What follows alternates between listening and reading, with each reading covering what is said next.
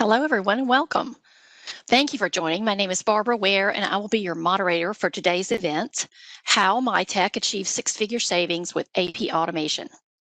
We're so excited to have you with us today, along with our fantastic panel of presenters, to present to you the value of AP automation within your organization. We are going to show you, along with Pix and Mitek, how by implementing AP automation, you can strengthen and speed your back office processes without the need to acquire more people and save money in the process through increased efficiencies. We're very excited today to have you with us, along with our fantastic panel of presenters. First, we're going to hear from Strategic's Ms. Susie Reno, a little bit about our company, why we partner with Pix to bring this solution to the community. Then Mr. Stephen Rosenthal from Pix will frame up the remainder of our webinar flow and provide more insight into his company, the solution. Next on the agenda, we'll hear from Ms. Melissa Sin from Mitek, who will tell us about her personal experience with AP automation at Mitek and the results that she has seen there since that implementation. After the Mitek story, we'll get to see the product in action from DocLive expert, Ms. Juliana Varel. Stephen will then give us a summary and wrap up, and I'll be facilitating the Q&A at the end. And now to start us off, I'm going to turn it over to Ms. Susie Reno. Susie? Thanks, Barbara, and thanks everybody for attending today. I wanted to start for those in the audience coming from the Pix customer base that might not be familiar with Strategic Information Group. I wanted to start with a little bit of an introduction to our company. So Strategic has been around quite a long time. We were established in 1992. At this point, we're growing so fast, the slide is even a little bit outdated. We're above 110 employees. We have offices and locations 7 places around the world, 5 here in the US, and we've expanded in the last 2 years across the pond to Ireland and the UK. We've served over 1,200 customers over the years with more than 650 full implementations, certainly heavily focused on life science customers, but we also have a strong presence in automotive, industrial, and food and beverage accounts. And there we have just a little snippet about reaching exit strategy. One of the things we specialize in is helping small companies grow to the point that they get acquired, or they can create an IPO, go public, and take their stock options and run. We do solely focus on QAD enterprise applications as our ERP platform. That is the only ERP that we support, as well as quality systems, both QAD's CBOS QMS system, as well as other quality systems for integration purposes. We do a great deal of integration to third-party products, anything from Salesforce.com to banking systems, those kind of things, 3PLs. Quite a bit of integration work. And we also specialize in validation, FDA validation. We have both a series of toolkits for the ERP, QMS, and automation solutions products that QAD provides, as well as services to help facilitate those validations. Across the bottom, you see the wide variety of services that we offer. Again, focused on the QAD ERP suite, implementations, upgrades, integrations, validation, as I mentioned. We also have some managed services, both managed technical services from a QAD DBA perspective with our MServe practice. We have an eServe managed EDI practice, as well as a QAD help desk HelpServe practice to manage any ad hoc consulting help requests. We also offer staff augmentation services should the need arise in your organization for some extra help, extra hands on deck. And for everything that we do with QAD, obviously there are third-party products that come into play. And one of my roles as a VP of Solutions Architecture is to think about what are the best tools to bring to the table for our customers. Since we specialize in helping small companies grow exponentially, one of the things that we focus on, and also helping larger companies gain efficiencies, one of the things that we really focused on are tools that help provide that scalability. What can I use to get me from $10 million in revenue to $50 million in revenue without having to throw a lot of bodies at a problem, a lot of personnel at a problem? So any tool like the DocLive AP automation toolset that provides that scalability and automation capabilities. Those are critical to our path that we lay out for our customers. So what we're really, again, trying to do is cover that incremental transaction volume, that scalable transaction volume, with the same headcount or very little increase in headcount.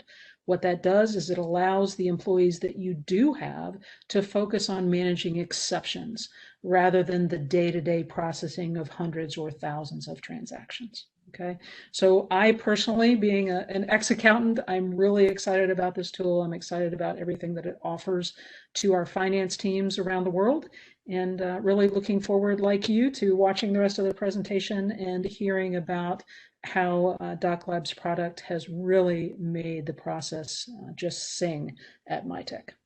So I will turn it over. Stephen? Great. Thank you so much for that, Susie. I appreciate you giving us a little background there. So hello, everyone. Very, very excited to bring you two people today, as previously mentioned by Barbara there. The first, as Barbara mentioned, is PIC's very own operations manager, Juliana Burrell. If you've been in the QAD space, I'm sure that name sounds familiar. She's been with PIC's for 17 years. She's worked for QAD. She's been in your shoes as a QAD customer. It's also really important to note that she's either project managed directly or been heavily involved at every customer site using DocLab. Her expertise in QAD and in turn DocLab is incredibly vast, and as you will soon see, is really, really well leveraged by our customers, particularly with, in this example with Mitek, to achieve some extraordinary results in their back office. Really awesome story here. This also leads me to our second panelist representing Mitek. Mitek's been a long-time QAD user. It's been a strategic account of QAD's for some time. They also recently purchased DocLab within the past couple of years for AP automation, if you didn't guess that already. And I'd like to run through a couple details about why they initially pursued an automated solution for AP. And then what everybody's been waiting for, going to hand it over to Melissa from Mitek to talk about her experiences in implementing the product and using it. So you obviously all signed up for a variety of reasons, got some familiar faces here, but some of you may just be starting to familiarize yourself with automated AP, whereas others may have already been down the path considering DocLab as an option, and others may just be here just for so they don't get fined, right? So first, I wanted to talk through some of the challenges that Mitek was experiencing prior to our work with them here at PICS. Mitek was, first of all, they really wanted to obviously dominate their market, but the way that they went about this is via an aggressive acquisition strategy. Melissa's going to touch on this, but I wanted to emphasize here that they wanted to keep from the painful tax that rapid expansion could cause on their back office, whether that's organic or acquired growth. It puts an incredible tax on the back office. So what they were hoping to do was implement what's called a shared service model. If you aren't familiar with this concept, episode 7 on the QAD customer podcast is a great episode to learn about that. But it's basically a streamlined AP function across disparate geographies, companies. If you're acquiring companies, it's bringing all of that into one process that can be managed by a shared team, kind of leveraging those economies of scale. So to reiterate, this is what Mitek was hoping to do during their aggressive acquisition and organic growth strategy, which they did complete there. So their next couple reasons were really around, which is near and dear to our accountants' hearts here, the ease of work in AP. If you've spent a day working in QAD in the AP function, there are definitely familiar manual steps like the three-way matching process, keeping track of approvals, routing things for approval, decision-making if you're on the approver side of things. So they were really looking at making all of these steps automated and eliminating the mundane standard tasks that are heavily associated with this process. And as Susie mentioned, really focus on managing by exception, of handling every run-of-the-mill simple invoice. Next, which is really important to note, they wanted to focus on hard costs. So this looked like enormous hours spent with auditors, potential fiscal challenges that happen with auditing, which we won't get into, but they also needed to make sure they got off some regular credit holds that were being experienced. I was talking to another customer, not Mitek, a woman named Cheryl. She was from a different company, but she was expressing some frustration. The production for their company was completely shut down because of one missed line item on a like $80,000 invoice from one of their large suppliers, Bluebird, put them on credit hold, and then that ultimately led to them shutting down production. Obviously, this is one example, a little bit of an extreme example there, but it's so important as an AP person working in AP or even in IT, considering how you can bring solutions to your different departments, to consider the costs of not doing something like this and the burden that it could put on not just the IT department, but in related processes up and down the supply chain. Anyway, this led to Mitek evaluating and eventually choosing DocLive, and the primary reason was because of the QAD integration. This is why we have partnered with Strategic. The QAD integration is really the reason why anybody considers and purchases DocLive at the end of the day, in my opinion. And Juliana will really highlight this well in the demo. But without further ado, I'm going to hand it over to Melissa, and she's going to talk a little bit about what happened when Mitek successfully implemented DocLive for AP. Hi, everyone.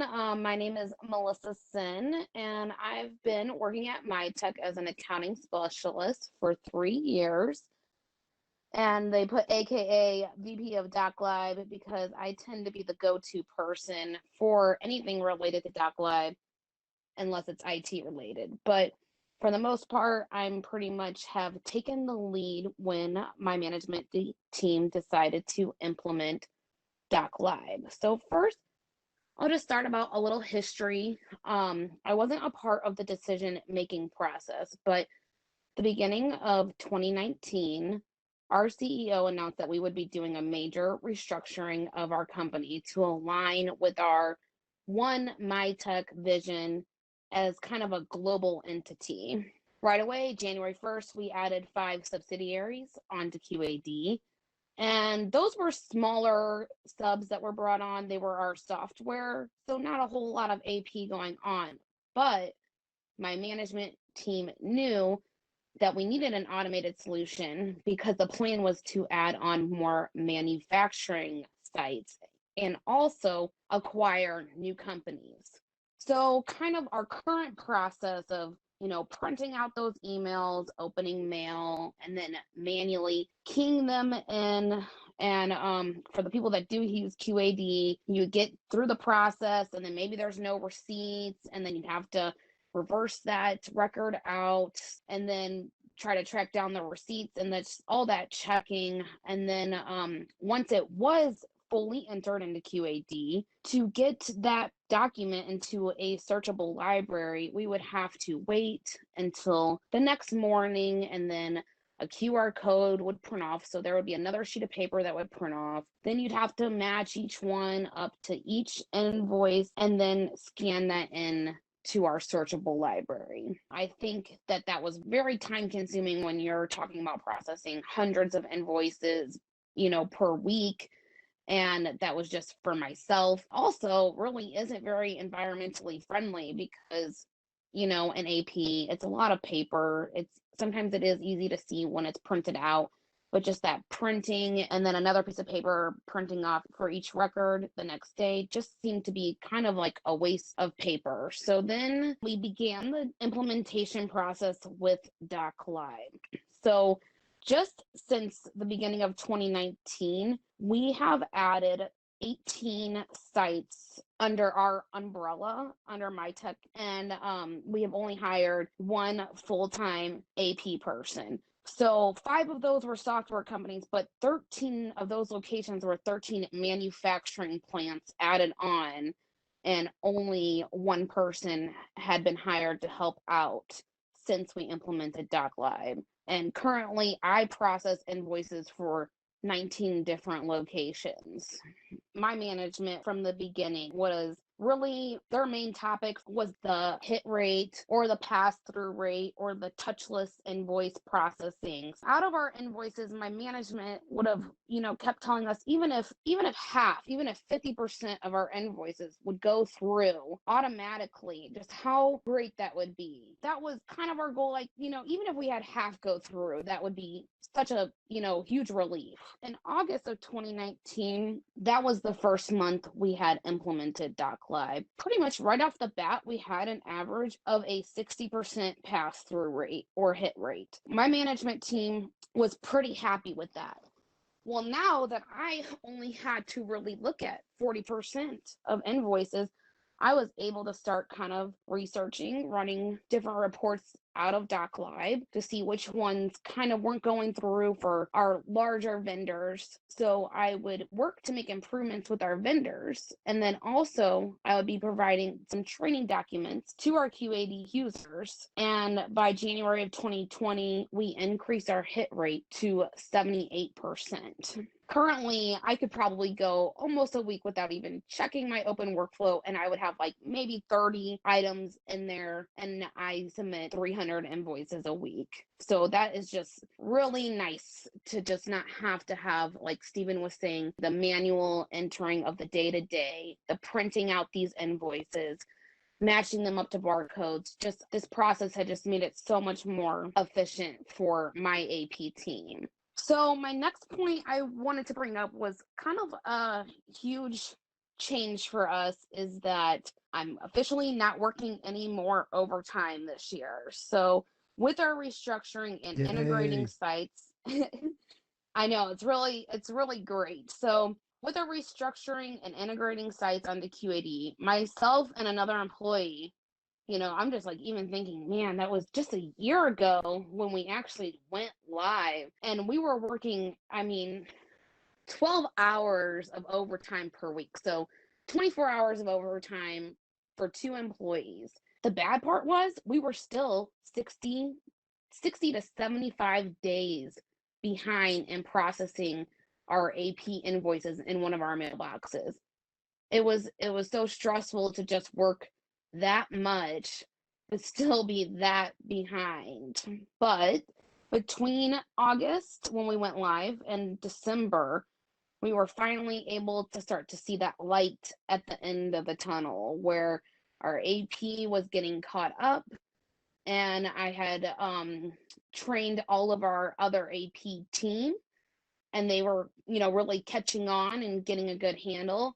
And that basically resulted in a better work-life balance for myself and for one of our other employees, that we, didn't have to spend, 10 to 12 hours a day getting phone calls, even like Stephen had mentioned, the credit holds, the past dues, the having to put stuff on the credit card the last minute just so production wouldn't stop.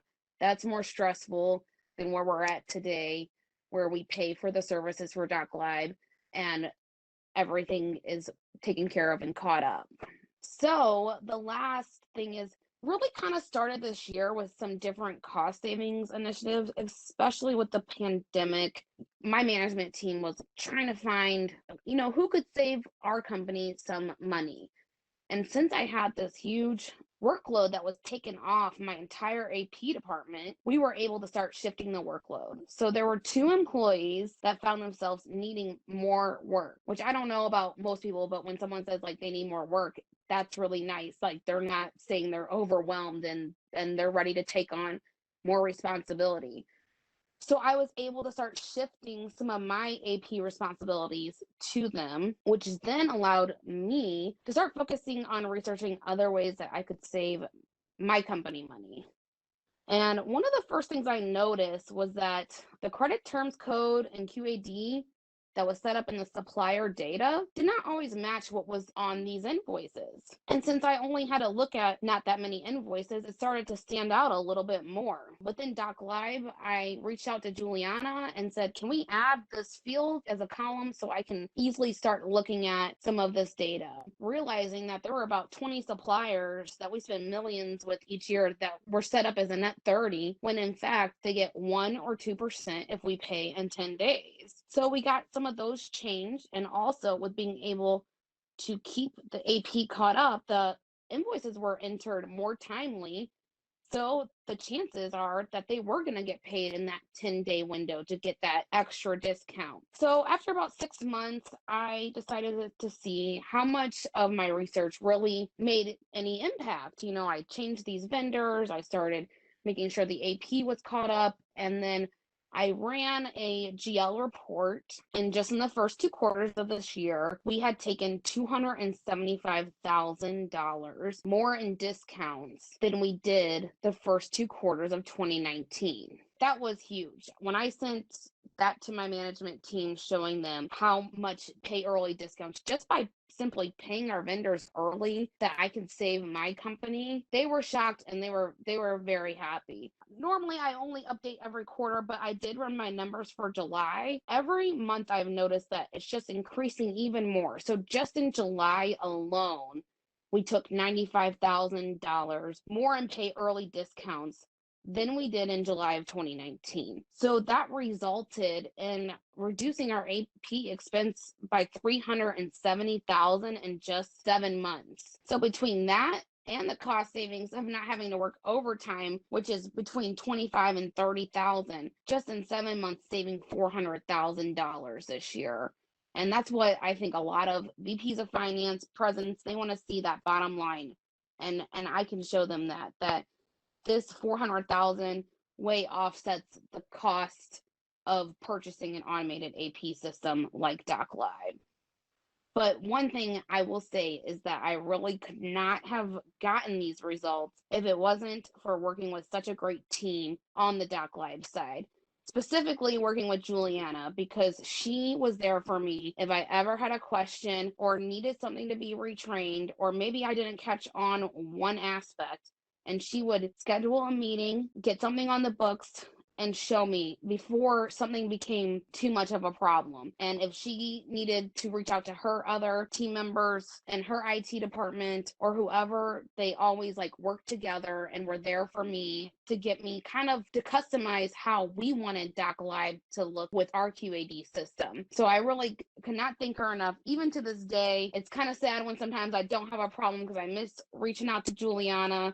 But I love, keeping in contact with her, and it's been fun working with her and Steven through these kind of events of sharing my testimony with everyone. So I really couldn't thank her enough for making my life easier and saving my company money. So Juliana will be speaking next to go over a few DocLive things and give you a little more insight. I apologize. I'm going to step in.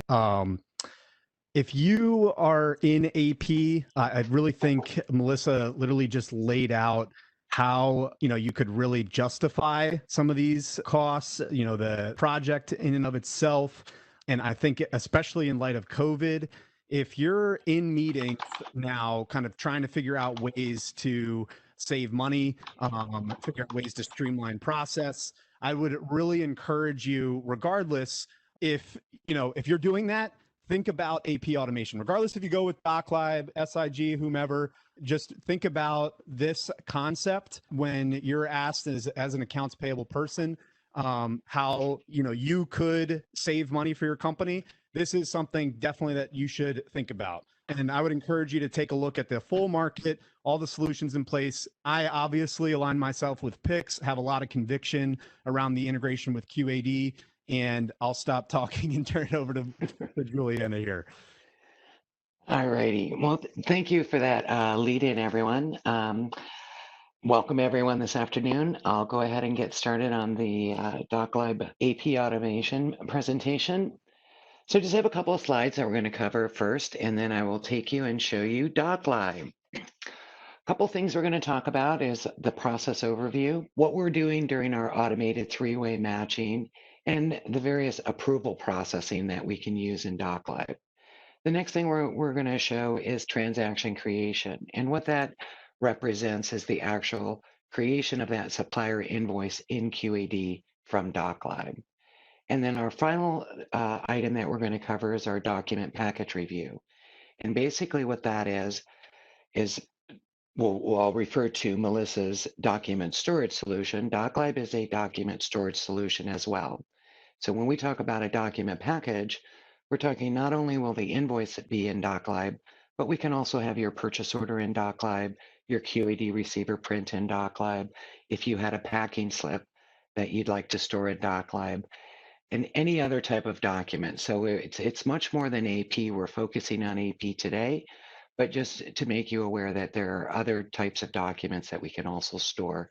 It's endless what we can do in DocLib. So moving on to the AP payable portion of this demo, what we're representing here is the actual payable automation, and it's represented in swim lanes. So the very first swim lane that you see up here is how do we get these documents into DocLib? And to Melissa's point, they had email connectors, as most AP companies do now. So their suppliers are emailing those invoices and they were printing and all of that. We take that away. You keep your AP email, but what we do is we have a process where we'll scrape those emails, we'll pull them into a process where we call it managed outsource OCR. And I have a team that will go through and they'll verify those invoices, capture the required information that we need to process that invoice. So we're automating that, taking that off the plate of having to print it and rescan it and key it and do all of those types of things. That all gets handled as part of our DocLib processing. If you do not have that, if you have snail mail, in most companies still, they have some suppliers that are still, a little bit old school. You still have the ability to scan those images in. We typically do it to what we call a scan network folder.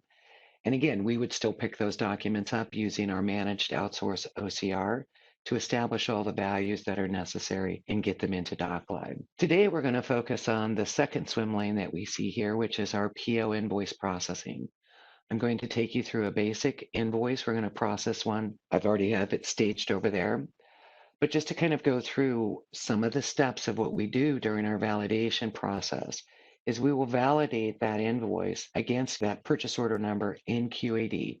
Everything's real time with us in DocLib. We've got that tightly built integration with QAD so we can get that information. We check if it's an ERS PO, which is your evaluated receipts processing if you're using that. We validate and check for duplicate invoices. That's a real common concern. You don't want to pay your suppliers twice. So we will do invoice checks. We'll also double check to make sure that we don't have duplicates in the workflow. Sometimes you'll have a supplier, they'll send you that invoice 3-4 times. They want to make sure you get it. Well, you don't want to have to keep touching it. So again, we've automated that so we can alert you, hey, the supplier keeps doing this.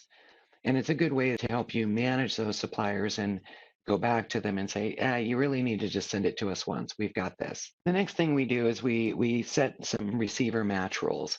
And in Melissa's case, we worked with Melissa and her team.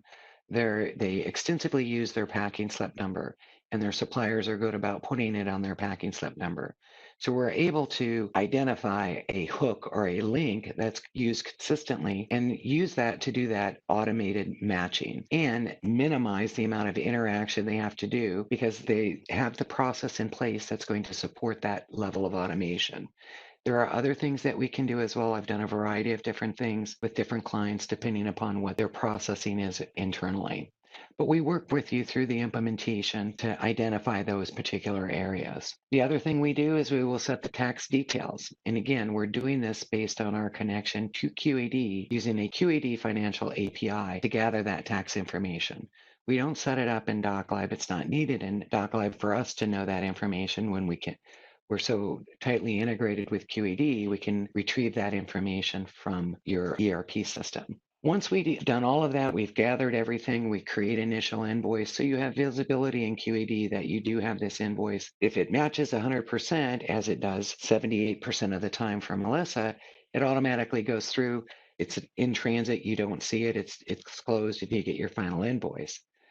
But for those cases where there may be a variance that needs to be addressed, those exceptions, you will need to go into DocLib, and that's what I'm going to demo for you today, what you do to update that, to move something along manually. It'll then go in, it'll update. I can route it to someone for approval if need be. In our purchase orders, we have 3 options. I can route it to the buyer.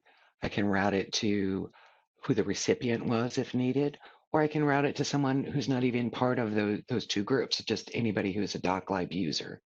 So I will show you that today as well, how we can do that routing, how that approval works. And then finally, we'll go into QAD, and I will show you the supplier invoice that was created directly from DocLib. Now, the one thing I won't be able to show you is that automatic pass-through because it goes in and it goes out and you don't see it. That's done via reporting. That being said, I'm going to go ahead and take us into our DocLib version 6. All right. So for those of you who may be on the call that are existing DocLib users or have seen DocLib demos in the past, we have a new interface. This is our latest and greatest interface. It's called DocLib version 6. We've got a new front end, our new splash screen here, what I'm showing on the screen. We were able to present some statistics to you. So when you come in, you'll be able to see how many documents are stored, how many workflows were completed in total. The big one that Melissa talked about, how many no-touch workflows did we have? And then, of course, based on my user ID, I'm PIX right now. It's showing that I completed 14 workflows. And then also our average hours of a workflow in process. In this case, it's a demo environment, so I have workflows that sit out there for quite a bit of time. But again, this can be designed to fit some more of the metrics that you're looking to review as an organization. So again, during the implementation phase, we will work with you to determine what your requirements are. A couple of other things we can point out here. We can track based on dates, see some just different KPIs here. We can do pie charts. So we have a lot more flexibility. And a lot of this can be controlled, like I said, during our setup process, during our implementation. We can present you with different options that are going to fit your business. All right, so our next step, we're going to go in and take a look at our workflows. And as I mentioned, we're going to cover one specific type of workflow. And that workflow is going to be what we call our PO workflow. So when we come in or log in, a user logs in, they're going to be immediately be presented with their workflow queue is what we call it. And so in this case, I have designed this to display to me as a user the information that I want to see when I come into work on my invoices to be processed. So in this case, I've decided I'd like to see my invoice date, my invoice number, all of the information that we see here. Users can design this display to fit how they like to work. In Melissa's case, she mentioned that they added an additional field. They wanted to know the credit terms. It was an add that we were able to do to the workflow. We pull the information from QAD. You may have other fields that you may need to display in your display, need it for processing, need it for review. Again, those things are things that we can do to support your implementation. Next thing I'd like to point out is we have workflow types. So currently we're going to work on what we call our POEE. We also support SE environments. So any version of SE, any version of EE. So there's no restriction on what version you're running. We do have a no PO workflow, which we will not cover today. We're allotting our time simply for POs, but we will go into this particular workflow here. I'm just going to click on it. And again, for those of you that are current DocLib users or have seen DocLib demos in the past, what I'm going to display here is significantly different than what you may have seen in the past. In our new interface, we are able to float what we call these panels. And if you think about QAD, when you're in QAD and you're functioning, you have different panels. You'll have your header screens, you'll have your detail screens. DocLib is similar to that. We do have a header screen. I happen to have it moved down here because I want to focus on some of the details that I'm going to have up above, but it's a similar concept. So the user can move these around to fit how they would like to work. In my case, I want to know right off the bat, what is my detail? And when I talk about invoice detail here, what I'm talking about, do I have more than one PO on this particular invoice? In this case, I'm only reflecting one PO, but I could have 3, 4, 5, 10 POs associated with one invoice. That's common. Some companies say, no, every supplier has to have one PO. Others say, no, it's okay to invoice us one invoice with multiple POs. We can accommodate both scenarios. The next area that I'm going to show here is our voucher detail. And what the voucher detail represents is the portion of the receipt that was captured that we're going to pass into QAD. When we actually go in to create that supplier invoice, we're going to pass in this voucher detail. And it's similar to if you were manually creating your voucher in QAD, you would get to your matching tab and you're going to select that receipt and you're going to pull in that receipt and you're going to either modify your quantities or your price or so forth. We give you that same presentation here in DocLib. So it's very similar.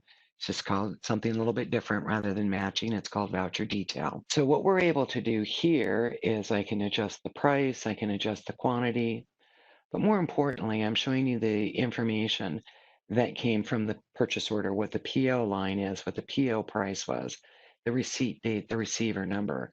All of this came directly from QED. Next, we're going to move on to the header information.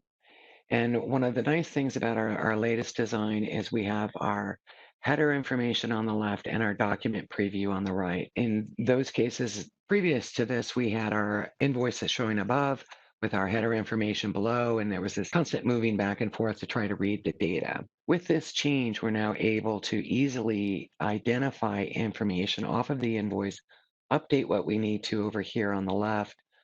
For our AP team, they're allowed more access to certain fields. So we've made that process easier for them. And again, they can modify this. They can hide fields that they don't use. They could move these panels around and float them. So a lot of flexibility here for our AP users that spend a lot of time here. All right, so we're going to get into a few more details that are related to this particular invoice. The reason that it came out to a user's queue is because it qualifies as one of our exceptions. We had a difference in our price on the unit price. And the way I can see that is I can look at my unit price on the invoice here, and I see that my extended total is $105.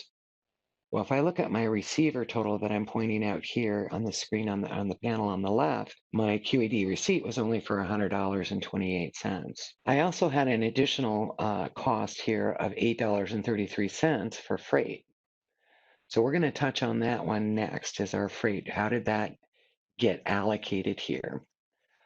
In our process, if you so choose, we can, if we identify freight up front, and you provide us with a GL account, sub-account, cost center, project, whatever your organization uses, either a combination of account, sub-account, cost center, we can accommodate that and set a standard default GL account for you, if that works in your environment, to account for some of these small dollar items that you don't need to really go in and code. If it happened, you'd be okay with that. So that's what we did in this case to address our $8.33 worth of freight. We handled that automatically, created this GL line, did our allocation, and off that's ready to go. Next item, we do the automatic calculation of tax here. And again, we're pulling this data from QED. We're not calculating it. DocLab's not calculating it. We're pulling it using a QED financial API. So it's coming directly from your QED environment. Finally, we're going to go ahead and address our $5 variance amount. And again, it's represented here. We can see it there. And then again, I'm going to come up here. And the way I'm going to address that is I'm just going to come in here, change my price, my line item price to reflect that. Now, some companies say, no, we just want to do a GL variance line. We don't want you to affect the VO price. Again, those are all options during an implementation. If we adjust the price here, QED will create the variance transaction in the background when it creates that voucher for us. So I have one more thing I want to do here. And now that I've adjusted that price, I want to show how we're going to route this to a buyer. I want to send it to the buyer, and I'm going to say, Juliana is the buyer on this particular one. We could do some things where we could automatically identify that. But in this case, I'm just going to use my selection and select myself, say that I'm the buyer so that I can route that. And then at the bottom here, I'm going to go ahead and put in a comment. And I'm just going to ask them to approve. And then I'm just going to do a approve and submit. And what we're going to see is this is going to move out of my workflow queue. So we can see here that it's no longer available. Now it's just going to take a moment for that to move on through to go into my queue as there's some processing time. So while that's occurring, I'm going to go ahead and log out. And then I'm going to come back in and log in as Juliana. And you can see this opens up right into my workflow queue. You can see that I now have this invoice. We're going to go ahead and open this up. And so we can see here, the first thing that I see, because my display is different. So if we notice, it immediately shows me the header information, and on the right, it's showing me the document preview. This is how I choose to work with my workflow. So in this case, I see that comment right away that was entered by PIX, asking me to do the approval on this. I can do my review. I can see the invoice. I can come down here and see any other comments. More importantly, if I come down to this area here called our voucher detail, at a glance, I can see that there was a $5 rate variance. I've also calculated what that rate variance percent is. So if I'm the approver, I don't have to go out and calculate that. I visually get that quick snapshot. I can say, yes, I'm okay with that. That's within the tolerance that I've decided is okay for what I'm doing. The next thing I can do is I can see any of this information down here. Now, as an approver, I can't change these values. That may be different in your organization, but typically we limit changes to values to the accounting team. If a change needs to be done, we could reject it back to them, asking them to, change the GL account or do a GL distribution for the variance instead of doing the rate variance here. So those are all options that we have.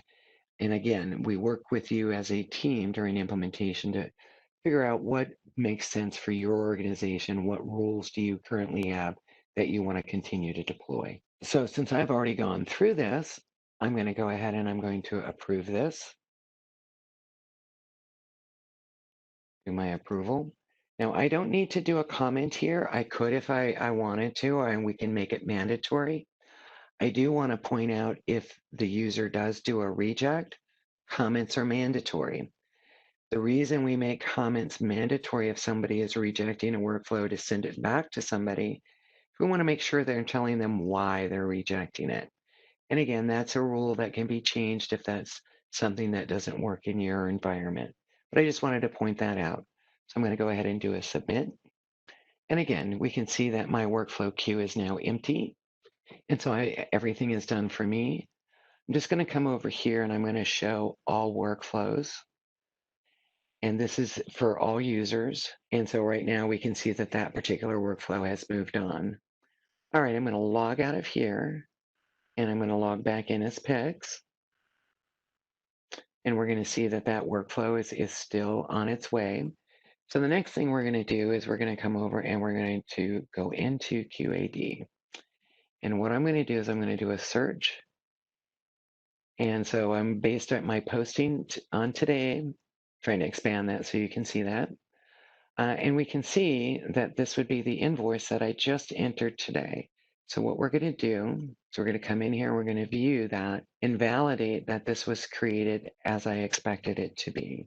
So this was my invoice number, and we're going to go back and just do a real quick check here.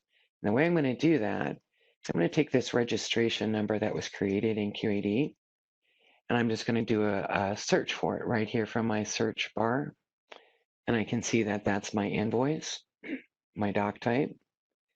And so I'm just going to go ahead and click on that. And then over here on the right, you'll see some document details. So whenever we complete a document in DocLib, we're storing it and we're associating it with keywords that represent that invoice. So in our case, I know I was going into my domain 10 USA. I knew that I was capturing the invoice amount. Here's my invoice number, which we just saw in QAD, as well as here's my registration number. So you are able to search in DocLib on any of these values that we see here. So it's a good back and forth reference. So we did confirm that. So what we're going to do is come back over here to QAD. We're going to take a look at some of our additional tabs. So here's our tax tab. We knew that we had this information in DocLib. Again, this is coming from QAD, so we just populated that table back as part of the API. We're going to go to our matching tab now. And what we're going to see here is this is the information that DocLib passed in, just as if you'd entered it manually. We can see that our matched amount is our 105, which is what we expected. Finally, we're going to go to our matching posting. And in our matching posting, we can see that $5 variance. And again, this is where QAD automatically set the default variance account code related to the setup that they have in the background. Here's our GL code for our freight, the $8.33. And so everything balances out. And so our workflow closed, our invoice was created as we expected in QAD. Had everything matched, this would have been the output. And this is what Melissa sees every day. Huge portion of the invoices that she processes, they never touch them. They come into QAD and they see, boom, all of these are done. They also are able to run reports out of DocLib that tell them you've processed 150 no-touch invoices today. You've processed 300 no-touch invoices for 2 days, whatever the case may be. So we will provide reporting that you can run those reports to support what's been occurring in DocLib. Next, what I'm going to work on, what we're going to talk about is other documents, our document package. So what I'm going to do here is I'm just going to pull up a purchase order number, and this is the purchase order number that I use for demo. By keying that in, what's returned to me here, just at my basic search here, are all of the documents that have been processed utilizing that particular purchase order number. And we can see the different doc types that I have here. APINVEE, that's my invoice doc type. We segregate our documents in DocLib so that you can search for specific doc types. You want to have that segregation because it also helps you identify, do you have your receivers? Do you have your POs? Do you have your invoices? If that particular value occurs across multiple doc types, as it does here, we're able to see those different doc types. In this case, it's an AP receiver.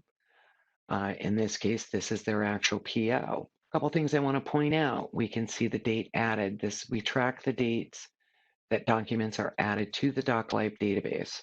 It's good for audit control. We can run audit reports showing us when documents were added.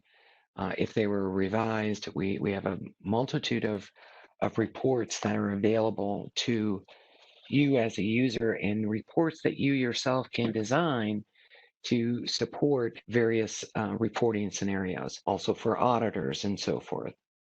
So what we're going to do next is I'm going to show you how we're going to get a document into DocLib directly from QAD using what we call electronic reports management. And when we talk about electronic reports management, what we're doing is we're requesting you as a client to set up what we call a DocLib enabled printer. In our program, what we do is we set up a doc type, as I briefly showed you there. In this case, this one is going to be for our supplier PO. And what we've done is we've created a template. In this case, we're using the standard export template from QAD, and we link it. And when we send this output, like I'm going to do here, to what we've called this DocLib enabled printer, it's going to create a .prn file, put it in a directory that we specified, and then DocLib will go through and pick that up and add it to the DocLib database. So I've already put in my parameters, standard, print parameters for QAD. I'm going to go ahead and do next. And so we're going to send that one through. And as long as we're here, the next one I'm going to do is I want to also include a purchase receipt print document. So in that case, what we're going to do is I'm only looking for the receipts that I processed today because I put one in specifically for today. So I'm going to go ahead and do next. Now, again, we'll have a process in place that runs in the background that's going to pick those documents up and move them into DocLib. So we're going to just go ahead and do a search. Again, we're going to refresh our search here, and we should see some dates change. Give it another minute. It takes a little bit for this one to run because I'm waiting for that export to occur from QED and then have it come into my DocLib environment. But what I will show you is the document that I was able to bring in yesterday. And as you can see here, it is our standard QAD document print. Again, it's going to be similar with our keywords that are going to display here. Another important thing to note is that we do track revisions. So we can track each of the revisions that occurred, and that's very common on purchase orders. You can have a revision come through. You may want to look at the previous version to see what has changed on that particular document. So we're going to come back home, and what we're going to talk about just real briefly here, because we're coming up at the end of our display here. We do have the ability to go in and do reports, as I mentioned. you'll be, when you implement, you'll have some standard reports that you can go in and modify from there. I'm only showing 2 here, but we have 2 others, which are what we call our completed reports, which include that no-touch logic so that you can easily report on that. The other item that we have in DocLib is the ability to import documents directly into DocLib. So in this case here, I have a couple of profiles set up where we could import documents that you've already processed in QED without sending them to DocLib, but you want to complete that package and have everything in DocLib, whether you've processed it through a DocLib workflow or not. We use these, what I'm showing here are import profiles. Allows you to bring those invoices in, key in your registration number, and then that document is then stored in DocLib as well. So when your auditors come in, you can give them access to DocLib and say, here you go, here's your access, go look for the invoices that you want to pull. You want to pull the POs, here, go look in DocLib, you can find those POs there. You want to see a packing slip, go to DocLib. You can shift that burden of the AP team going in and pulling hard copies and making copies and doing scans and doing all that, send them to your DocLib repository. So on that note, that's the end of my display here. And so we will go back to the demo and we'll turn it over to Stephen Rosenthal. Now, before we jump into our Q&A section, I know today we really focused on the AP automation solution, and this is really important, obviously widely used in the QAD space, as you have heard today. However, I want to take a couple brief moments to mention PIC's wide array of opportunities and solutions within DocLib and the rest of its suite of products here. You can further leverage the automated workflow solution that you saw in AP today into processes like sales orders, purchasing, accounts receivable, and a couple more here, as you can see, expense management, and others. But DocLib is also very widely used as a document management solution for documents, everything from HR to contracts to employee documents, HR. But it is very widely used, tightly integrated solution into QAD, as well as you saw with, for example, the purchase order process that Juliana had shown there. We also have a tightly integrated forms solution to transform sort of the ugly text output that you would see from QAD that you're likely familiar with into some beautifully designed forms for both customers or suppliers. And this is also tightly integrated into QAD and into DocLib as well. So let's get into our Q&A section here next. Thanks, Stephen. Do you want to also address the question you sent me about the payment system? Sure. Yeah. I'll let Susie take that one. Yeah, there was a question. Obviously, this does a great job, fantastic job automating the creation of the supplier invoice, but now it's time to actually pay people. So how do we automate the payment process? And Strategic has an extensive set of electronic banking solution transaction templates available, anything from ACH, Positive Pay, SEPA payments if you're overseas, all sorts of things. So happy to discuss that further with you and get you more information. We had that webinar a couple months ago. So yeah, I was just going to say, I think there's some something in the resources section. Exactly. Yeah, absolutely. And there is a recording of it up there if you want to go look under about the strategic.com about digital events, and you can find it there, or I'll be happy to send you a link. So one of the questions that I got personally there was, where is the receiver recorded? So the receiver is recorded still in QAD, and as Juliana showed there, it's pulled in real time to query against the invoice to do that automated three-way match. And then also, if there's a mistake that happens in the receipt process, that was another question that I got. That would, that discrepancy, as Juliana showed there, causes a failure in the matching. And what typically happens in that point, it alerts AP of the issue, that there was a failure in the three-way match, and they can go back and take a look at what happened there and then route it to receiving to either reprocess that receipt or do whatever, your business requires there. So I got a couple of questions about QAD versions. I think Juliana covered this, but there's no restrictions on versions of QAD, correct, Stephen?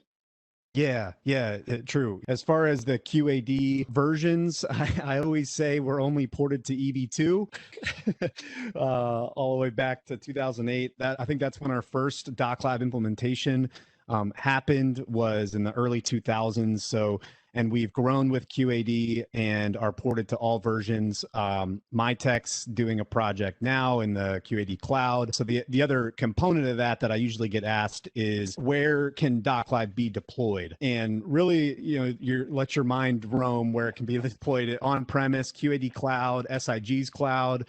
For a lot of their smaller customers that are running in the SIG cloud, we can do it there. We also have our own cloud. So if you're not deploying in our cloud, though, then DocLab's cloud, then I would recommend that you deploy it alongside QAD. Okay, thank you. This is for Juliana. How does DocLab create the transactions in QAD specifically? So DocLab creates the transaction. It's dependent upon whether you're an EE or SE environment. If you are an EE environment, we use a QAD financial API to create the supplier invoice in QAD.